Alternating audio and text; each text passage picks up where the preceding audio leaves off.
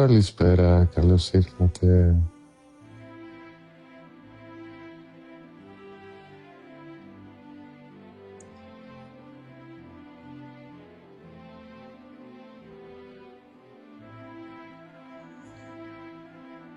Έχω μια απορία. Έχω ένα αίτημα από κάποιον που δεν γράφει το όνομά του για ένα συμβολάκι. Βλέπω ότι κάνεις likes, αλλά θέλεις να ανέβεις απάνω να μιλήσεις ή το έχεις πατήσει κατά λάθος το αίτημά σου. Καλησπέρα, Χριστόφορε, καλώς ήρθες.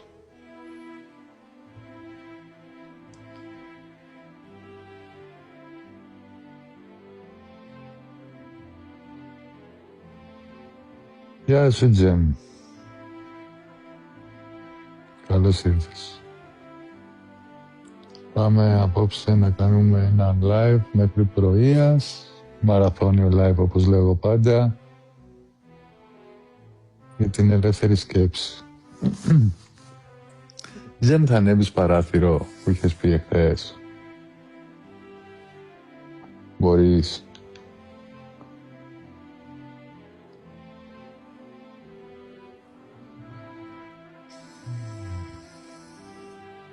Ας περιμένουμε λίγο ακόμα να μαζευτεί και ο κόσμος. Σήμερα ξέρω ότι δεν θα έχει πολύ κόσμο. Δεν πειράζει.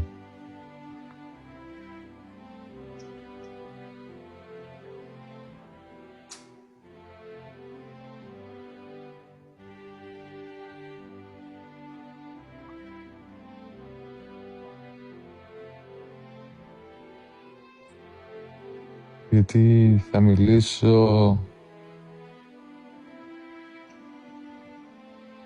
για ένα κομμάτι, αν φυσικά θέλετε κι εσείς, για τους άρχοντες. Καλησπέρα, Παντελή, καλώς ήρθες. Εσένα περίμενα, Παντελή, να ξέρεις.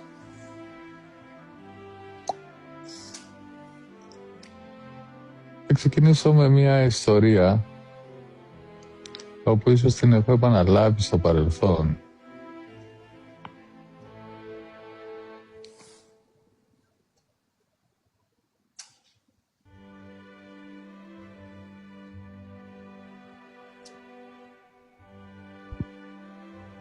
Καλησπέρα. Μ' ακούς? Έχεις ανέβει παράθυρο? Έχεις να πεις κάτι? Γεια σου, Ερμή. Καλώς ήρθες. Καλώς ήρθες, Δημήτρη. Δημήτρη, άμα θέλεις ανέβω παράθυρο.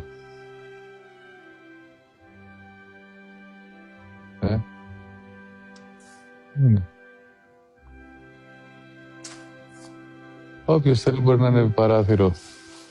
Να κάνουμε μια ωραία συζήτηση. Παντελή, περιμένω και σένα να θέλεις να ανέβεις παράθυρο.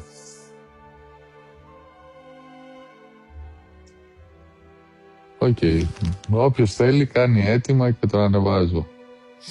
Εγώ θα ξεκινήσω με μια όμορφη ιστορία, ότι κάποτε υπήρχαν οι αιώνες. Μία από τους αιώνες ήταν η Σοφία. Η Σοφία αποφάσισε να ξεκοπεί από μόνη της από τη Θεία Πρόνοια και να δημιουργήσει και να γεννήσει μόνη της. Εκεί έφτιαξε ένα παιδί, ένα νεογέννητο παιδί, που το λένε Ιαλδαβάοθ. Σε την ιστοριούλα τη γνωρίζουμε, κρυμμένη φυσικά ήταν από τον πολύ κόσμο, από τη γνωστική διδασκαλία. Ο Ιαλδαβάοθ είχε δει τον κόσμο που υπήρχε γύρω του. Καλησπέρα, Ειρήνη. Καλώς ήρθες. Είχε δει τον κόσμο που υπάρχει γύρω του και αποφάσισε να φτιάξει ένα δικό του κόσμο, διότι εκείνος τον έδιωξε η μάνα του, διότι ήταν ταυτόχρονα το φως και το σκοτάδι. Οπότε επειδή εκείνος ήταν ένα ατελές όν, αποφάσισε να φτιάξει το δικό μας σύμπαν. στο δικό μας σύμπαν το γνωρίζετε ήδη, το ζείτε και κάθε ψυχή που έρχεται σε αυτόν τον κόσμο παγιδεύεται. Ο Ιαρδαβάθ όμως ήθελε να είναι ο μοναδικός Θεός. Γι' αυτό τον λόγο έχει εμφανιστεί πολλές φορές με διαφορετικά ονόματα, σε διαφορετικούς ανθρώπους, σε διαφορετικές θρησκείες και έκανε κάτι πάρα πολύ έξυπνο. Είχε φτιάξει κάποιους και δημιουργήσει κάποιους που λέγονται άρχοντες. Οι άρχοντες, επειδή είναι πολύ έξυπνοι, κρύβονται. Αλλά εκεί έχει κρυφτεί και το μεγάλο μυστικό των ανθρώπων, το μεγάλο κλειδάκι.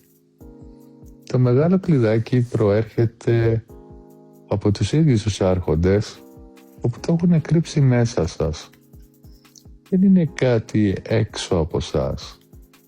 Αλλά και επειδή ήμασταν και στην πύλη 12-12 και θα συνεχίσουμε να είμαστε μέχρι τις 6 ώρα το πρωί, και ανοίγει αυτή η πύλη. Ερμή, ανέβα πάνω αν έχεις ερωτήματα. Θα χαρώ πολύ. Αν μπορείς φυσικά να μιλήσεις.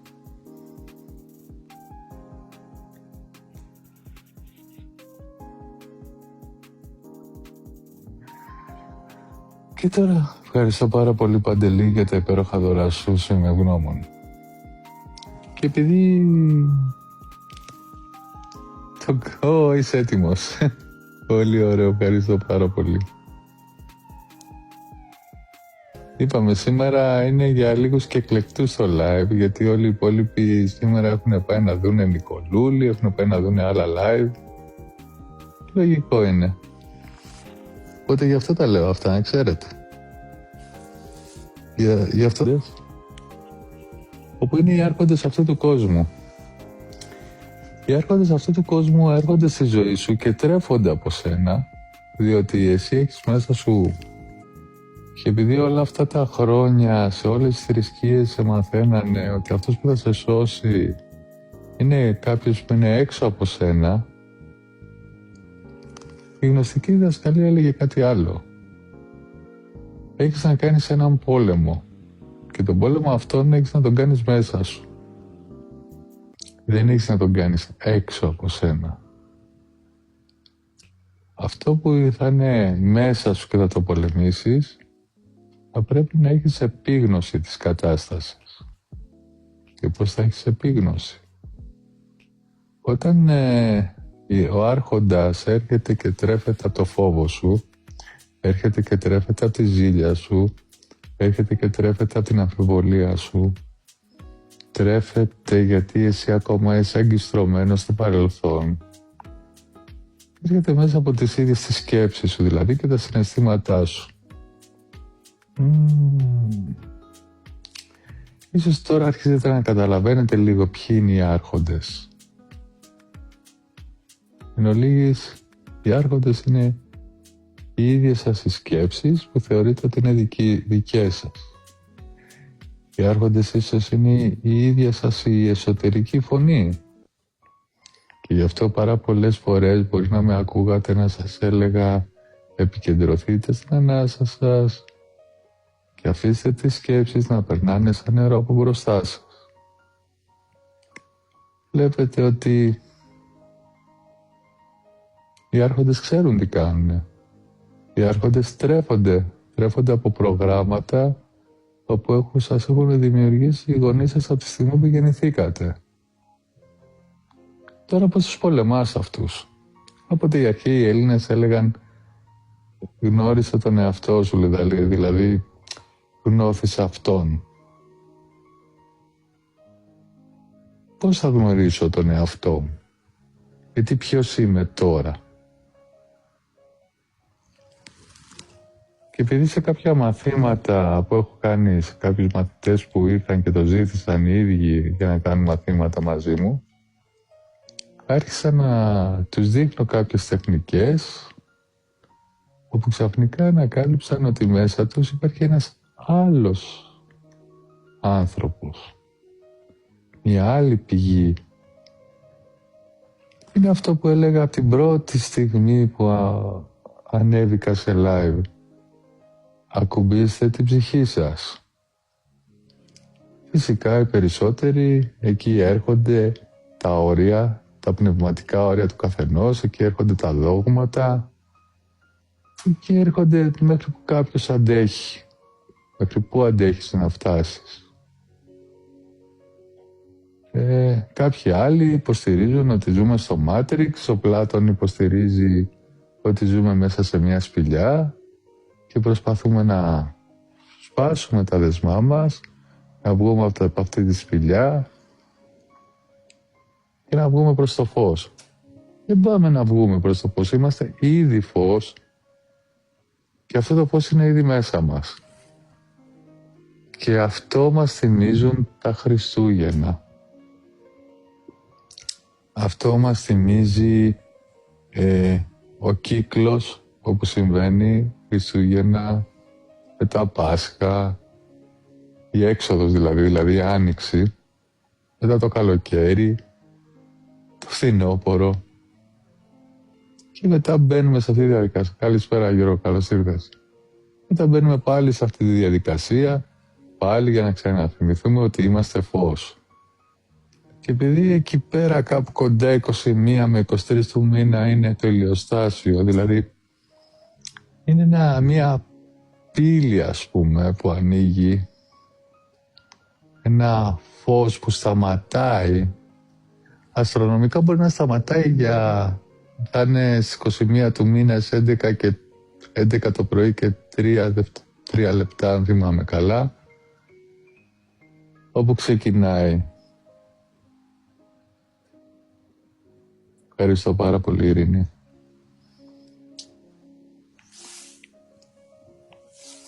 Και εμείς συνεχίζουμε να ζούμε την καθημερινότητά μας, να ζούμε μέσα στις φοβίες, γιατί δεν έχουμε εσωτερική γαλήνη. Γιατί πάντα υπάρχει ένας εσωτερός που συνέχεια μιλάει και πάντα απευθύνεται σε μια κατάσταση του παρελθόντος ή του μέλλοντος. Ποτέ του παρόντος. Ποτέ δεν είπαμε ότι τώρα πίνουμε ένα ποτήρι κρασί και το απολαμβάνουμε.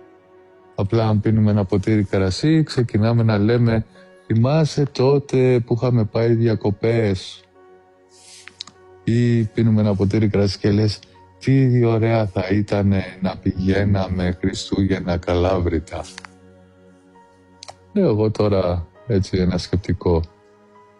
Δεν βιώνουμε εκείνη τη στιγμή τη χαρά έτσι όπως είναι, κάθε πουλιά που μπορούμε να πιούμε, αλλά να αντιληφθούμε όλη αυτή την απόλαυση. Να έχουμε επίγνωση. Η επίγνωση είναι το σημαντικότερο πράγμα. Σημασία δεν έχει αν έχεις διαβάσει για τους άρχοντες, σημασία δεν έχει αν ξέρεις τα ονόματα των αιώνων.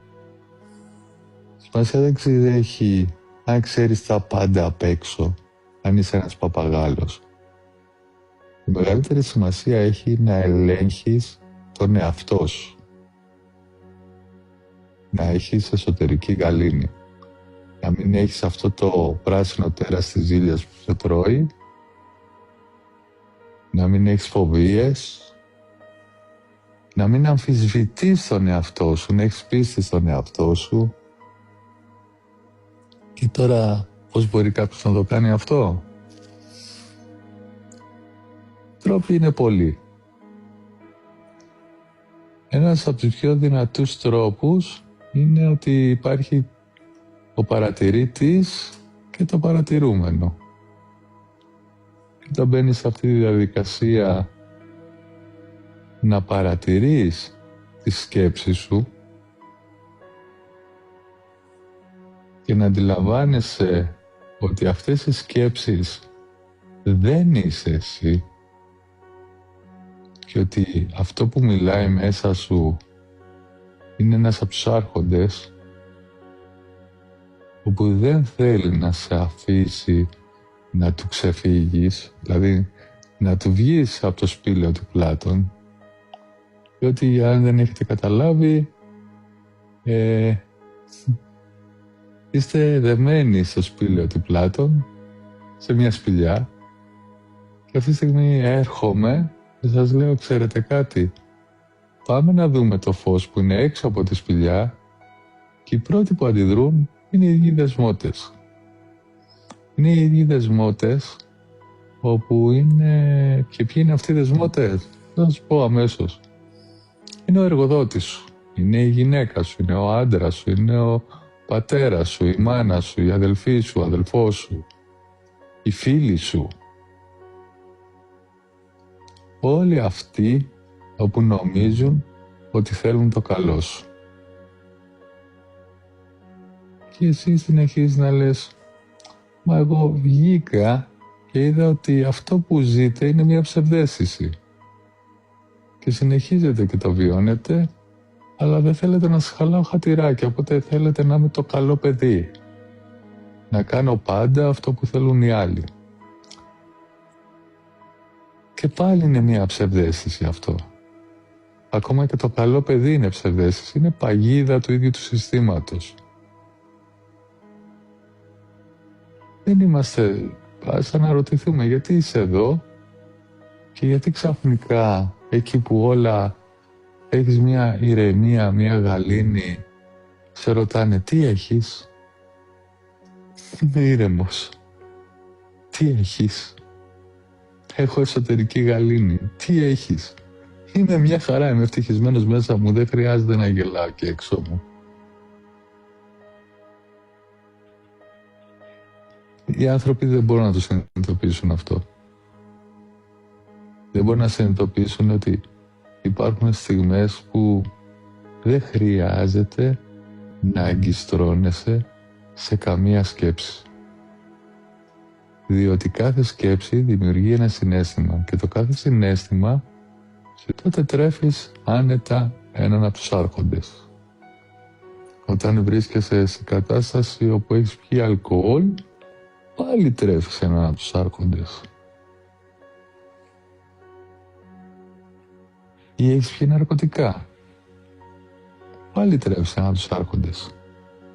Ο σκοπός όλων των θρησκειών ήταν ο φόβος. Εγώ σήμερα έρχομαι να σας πω το πώς θα καταπολεμήσει κάποιος το φόβο. Είναι μόλις συνειδητοποιήσετε να παρατηρήσετε όλη την κατάσταση αυτή. Δηλαδή τη στιγμή που σας συμβαίνει, να γυρίσεις και να πεις, σε βλέπω. Έχω επίγνωση και βλέπω αυτό που πας να μου περάσεις. Και σας το προτείνω να το κάνετε. Και θα δείτε πώς θα αλλάξει όλο αυτό. Πώς θα αλλάξετε το θυμό. Ένας από τους άρχοντες είναι ο θυμός. Θέλουνε κυριαρχία πάνω σας. Σκοπός μου είναι να σας μάθω να εξουσιάζετε εσείς τον εαυτό σας. Ο μεγαλύτερος πόλεμος που υπάρχει στον άνθρωπο είναι ο άνθρωπος και αυτός του. Κανένας εξωτερικός παράγοντας. Μόλις σε θυμώσει κάποιος, μπες μέσα σου, πάρε μια αναπνοή, κάτσε 5 δευτερόλεπτα, πες σε βλέπω. Όχι γιατί μου συμβαίνει αυτό, γιατί ήδη έχεις μάθει το λόγο που σου συμβαίνει. Και την ώρα γνωρίζεις ότι με την ενέργειά σου τρέφεις κάτι άλλο, κάτι που δεν είσαι εσύ. Εκεί θα είναι που θα τον τρομάξεις. Εκεί θα είναι όπου θα βγαίνει το δικό σου εσωτερικό φως. Γιατί είσαι φως. Και επειδή κάποιοι δεν μπορούν να το συνειδητοποιήσουν αυτό, θα πω απλά, επειδή είμαστε και στην Ελλάδα και οι περισσότεροι είναι χριστιανοί, θα πω αυτό που έλεγε ο Χριστός. Ότι καθένας που είναι απέναντί μου, καθένας που εμφανίζεται τι σου έλεγε με αυτό? Ότι εγώ είμαι φως και αυτός που θα εμφανιστεί μπροστά σου πάλι φως είναι. Και όλοι μαζί είμαστε ένα. Δεν είμαστε κάτι το ξεχωριστό.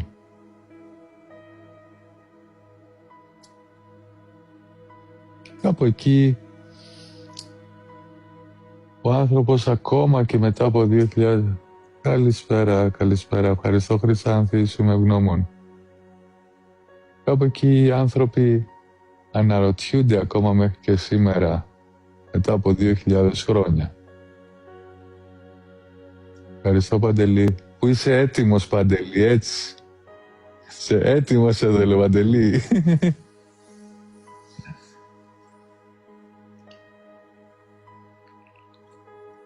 Και επειδή κάποιος όλο αυτό το κατάλαβε, ένας από αυτούς που το κατάλαβε όλο αυτό ήταν ο Βούδας.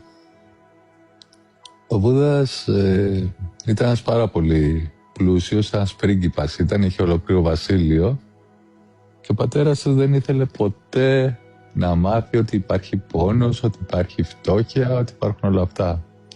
Ότι είχε προσπαθήσει να τον κλείσει μέσα στο βασίλειό του, έτσι ώστε να μην βλέπει τίποτα από όλα αυτά. Το ίδιο δεν κάνουμε και εμείς σήμερα. Δεν κλεινόμαστε στο δικό μας το μικρό κόσμο, χωρίς να βλέπουμε τι συμβαίνει πραγματικά γύρω μας. Θεωρούμε το κάθε πρόβλημά μας ότι είναι το μεγαλύτερο του πλανήτη. Ενώ στην πραγματικότητα το έχουμε δημιουργήσει εμείς οι ίδιοι.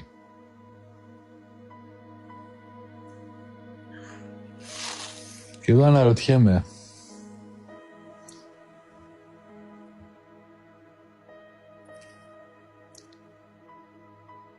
εσείς που είσαστε αυτή τη στιγμή εδώ πέρα και με ακούτε,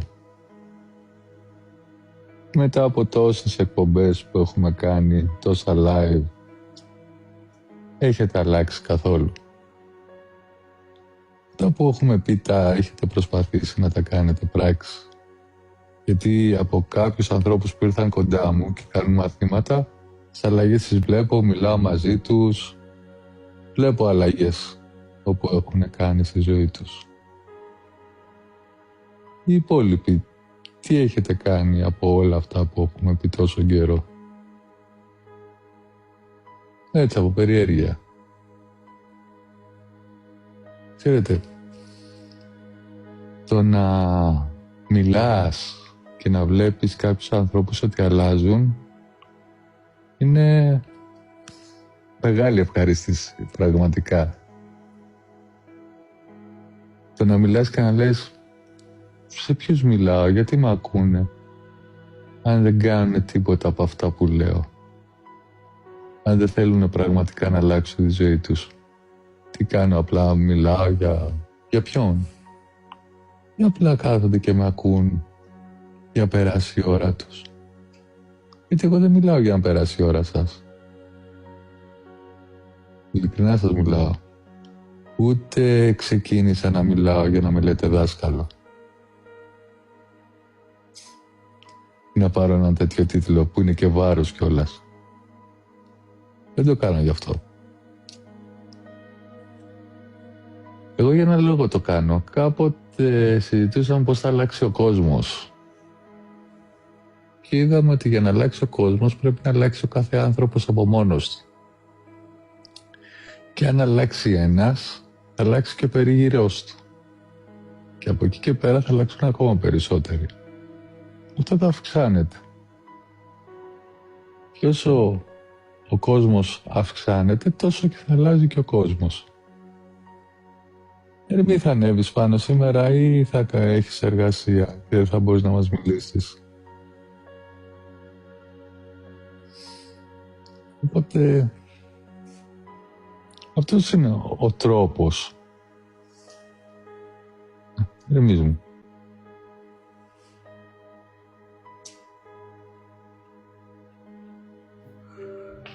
Γεια σου Ερμή.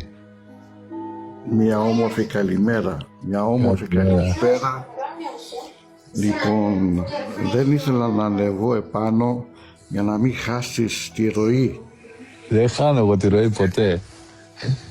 Όχι, πάρα πολύ ωραία, πιο κατανοητά αυτή τη φορά. που σε άκουσα όσο αφορά για τους άρχοντες. Αυτή είναι η αλήθεια, η πραγματική, και πιστεύω και θέλω να πιστέψω όσοι σε παρακολουθάνε, όσοι σε ακολουθάνε στα live, σίγουρα, πολύ σίγουρα, χάσιμο δεν έχουνε, κέρδος έχουνε. Αν κατανοήσουμε το παιχνίδι που παίζεται επί αιώνες σε αυτό το πλανήτη και κατανοήσουμε και καταλάβουμε ότι είμαστε φως, ότι δεν έχουμε καμία σχέση με αυτό που μας πλασάρανε, θα γίνει πραγματικά μεγάλο θαύμα. Θα κρατήσω στο τελευταίο που είπες. Αν αλλάξει ο εαυτός μας προς το καλύτερο, μα είναι φυσικό, αγαπητέ μου Θεόδωρε, ότι θα αλλάξει και το περίγυρό μας. Θα αλλάξει αυτή η ιστορία προς το καλύτερο. Σου το λέω από μέσα μου βγαίνει αυτό, αγαπητέ μου Θεόδωρε. Ξέρεις ότι σε παρακολουθάω, προσέχω τι λες και τα πράττω. Όσο γίνεται φυσικά, έτσι. Πάντα, πάντα. Άρα όλοι μας εμείς θα πω εγώ το εξής, ευγνώμων προς εσέ, ευγνώμων. Εγώ σας είμαι ευγνώμων που υπάρχετε. Αλλιώς σε ποιον θα μιλάγα, μόνος μου στους στίχους. Ακριβώς, ακριβώς.